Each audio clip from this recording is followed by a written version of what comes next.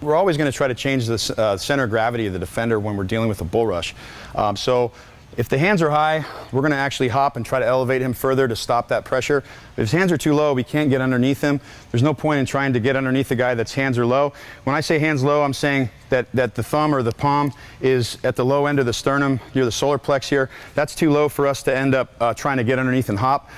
Even about mid-center, in this region here, acceptable for the cuff. We're going to show you this cuff technique, which is where really we're going to disconnect pressure by disconnecting power and then getting separation through a jump back. Similar to the hop, but a little different. We want to make sure we have that you can differentiate between the two. So right now my hands shot high. Colin maybe he has his hands right here. Even here is good. I'm getting pushed back. He's really leaning on me. He doesn't have to do it now.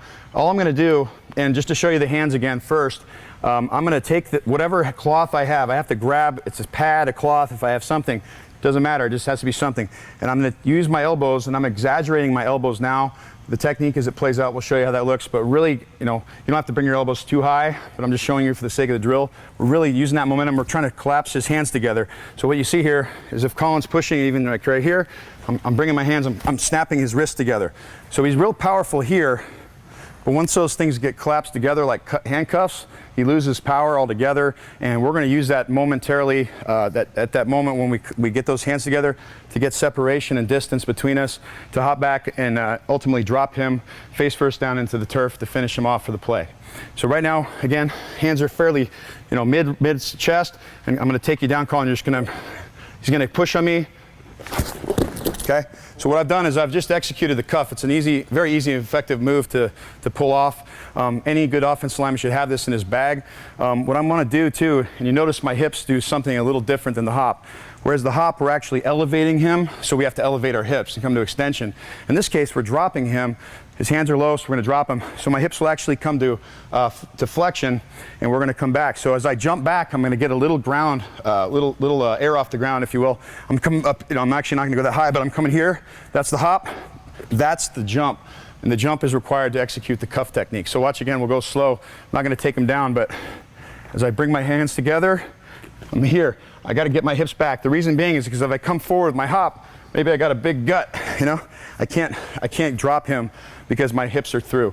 So we have to get our hips and our stomach out of the way, making way for his face and hands to go right down to the ground.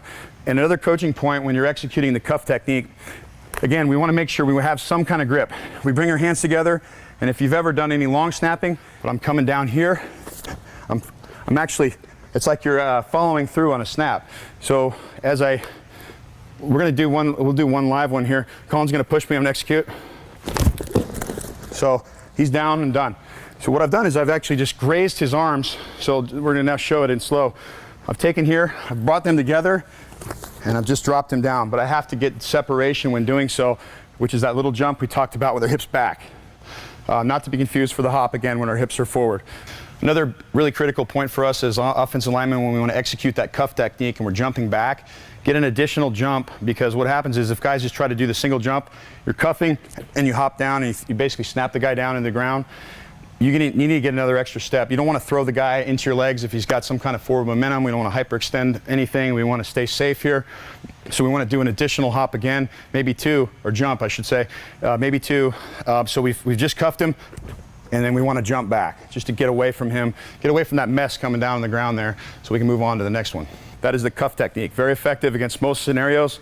Only time you don't want to do it when the defender's hands are high. So if Colin's hands are high, in this case, I'm risking if I do this technique, unless the guy's got bad balance. But generally speaking, it's good for most scenarios. Only time, again, we wouldn't want to do it when the opponent's hands are high. That's when we'll hop.